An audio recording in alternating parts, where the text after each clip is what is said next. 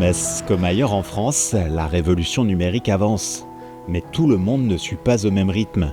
En 2020, un rapport du Crédoc tirait la sonnette d'alarme.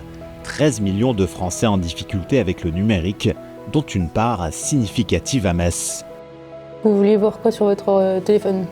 Alors moi, c'est les icônes. Les icônes. J'ai des tas d'icônes et je ne sais pas s'ils sont... Il y en a certains qui servent pour le fonctionnement de l'appareil. Ouais, c'est ça. Face à cette fracture, la ville a décidé d'agir. Dès novembre 2021, 7 conseillers numériques sont recrutés avec le soutien de l'État dans le cadre du plan France Relance. Une équipe engagée et opérationnelle depuis mars 2022 au service d'un seul objectif, rendre le numérique accessible à tous. En fait, pour nous, l'inclusion numérique est une politique publique prioritaire aujourd'hui.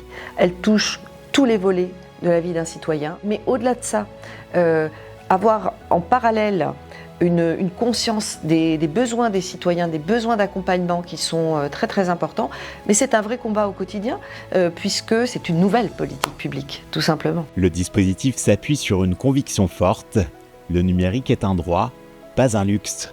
Et pour que chacun puisse s'en saisir, des rendez-vous personnalisés et plus de 150 ateliers ont été proposés depuis le lancement. Seniors, jeunes en insertion, demandeurs d'emploi, familles, en 3 ans, plus de 4800 accompagnements ont été réalisés.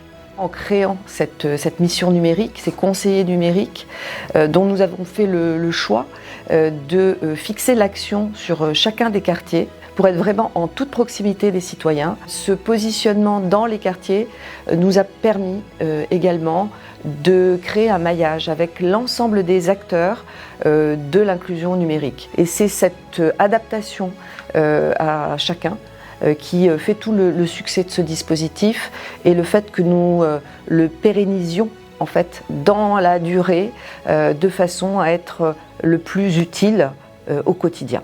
En 3 ans, le maillage territorial a donc été doublé, de 12 lieux en 2022 à 23 aujourd'hui, grâce à une synergie renforcée avec les bibliothèques médiathèques, les mairies de quartier, le CCAS et les résidences autonomie.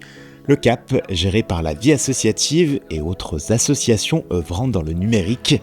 Une attention particulière a été portée sur les quartiers comme Metz-Nord-Patrotte, où les besoins sont plus marqués. C'est hyper valorisant de voir une personne qui vient sans connaissance, avec beaucoup d'a priori souvent. Il y a beaucoup de peur, beaucoup de je n'ose pas faire. Et au fil des semaines, des mois, tout dépend de l'accompagnement qu'on fait, mais on les voit devenir autonomes. Donc c'est des petits progrès comme ça où les usagers ne s'en rendent pas forcément compte, mais qui nous font plaisir à nous parce que ça valorise la pédagogie qu'on met dans l'apprentissage. Alors, on va déjà mettre le Wi-Fi. Donc, tout simplement. Oui. Alors, première fois, j'ai tapé avec les écarts, mais après, oui, il faut sans écart. Voilà. Oui, Avec patience et pédagogie, les conseillers numériques aident à utiliser un service public en ligne, apprendre à envoyer un mail, se repérer sur un smartphone. Des gestes simples mais essentiels au quotidien. Et Chantal en sait quelque chose, depuis qu'elle participe aux ateliers, elle se sent plus autonome et plus confiante. Au début, quand j'allumais, dès qu'il y avait quelque chose qui apparaissait, j'arrêtais tout, quoi. J'éteignais l'ordinateur. Alors que maintenant, j'ose plus regarder et puis dire non, faut pas le faire, ça. Ou alors faut le faire. Je vois l'évolution dans plein de choses que j'aurais pas osé faire et que maintenant je fais instinctivement. Même si je rate, j'ai plus la peur de jouer avec l'internet, quoi. Mais on a toujours des choses à apprendre. Et puis on a de bons conseillers. C'est surtout ça. Le CCAS de Metz est également un acteur central de cette mobilisation aux côtés de la ville.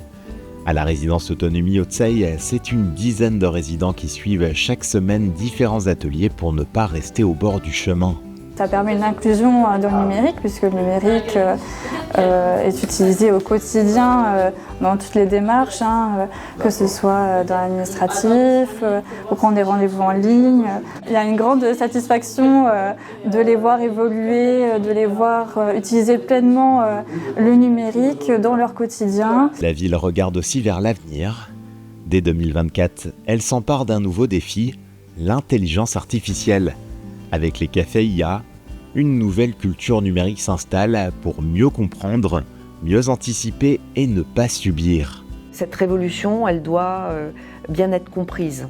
dans ces enjeux, ces impacts, comprendre au niveau du citoyen quelle est la façon de s'en saisir dans un sens positif, d'intelligence augmentée, comme l'on dit, mais également avec une prise de conscience de l'ensemble des risques qui peuvent être constatés. Avec un budget de 1,3 million d'euros sur 5 ans, dont 670 000 euros de subvention de l'État, la ville de Metz assume un investissement fort pour une cause qui ne peut plus attendre.